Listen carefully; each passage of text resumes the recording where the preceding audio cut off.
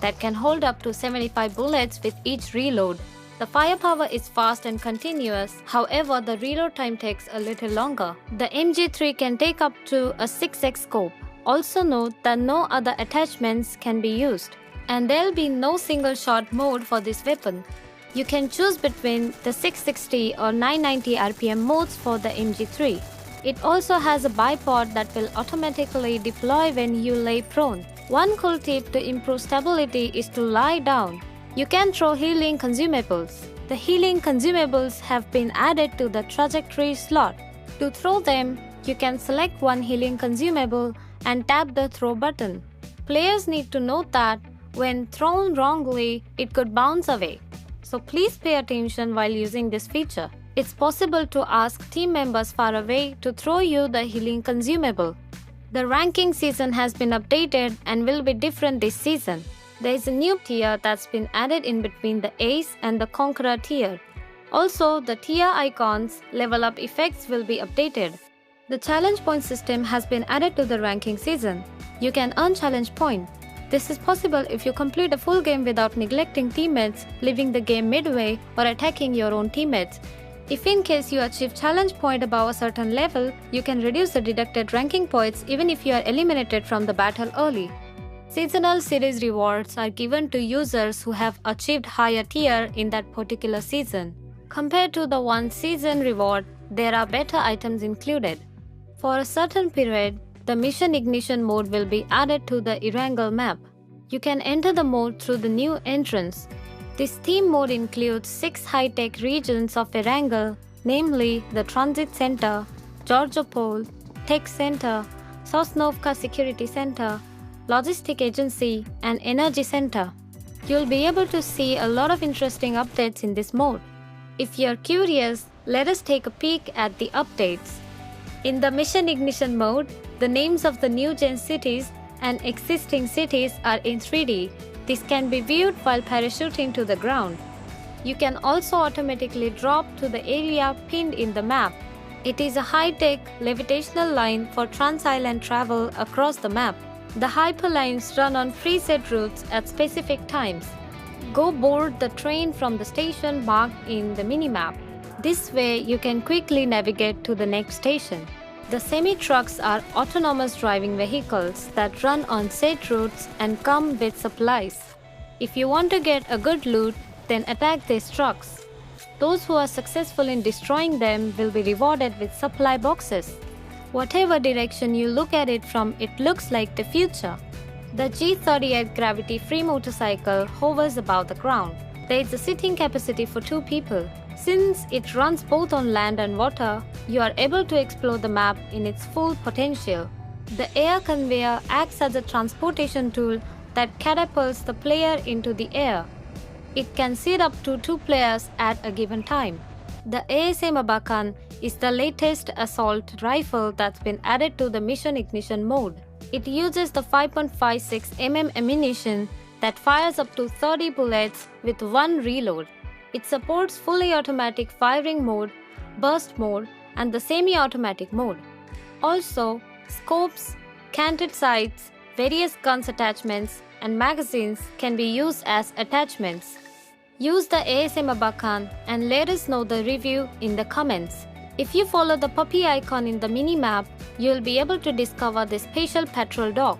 It's easy to spot items because the patrol dog marks the location of the rare and high-end items. With the tactical marking device, you'll automatically be able to check the direction of teammates' firings, the location of the enemy, and the street information, all of which is displayed in the minimap. It sets an alert if a grenade is detected nearby.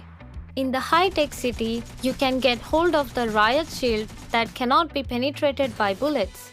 The shield is big and sturdy. Don't forget to use it in an emergency. Once you set up the shield, it's fixed and you won't be able to move it elsewhere.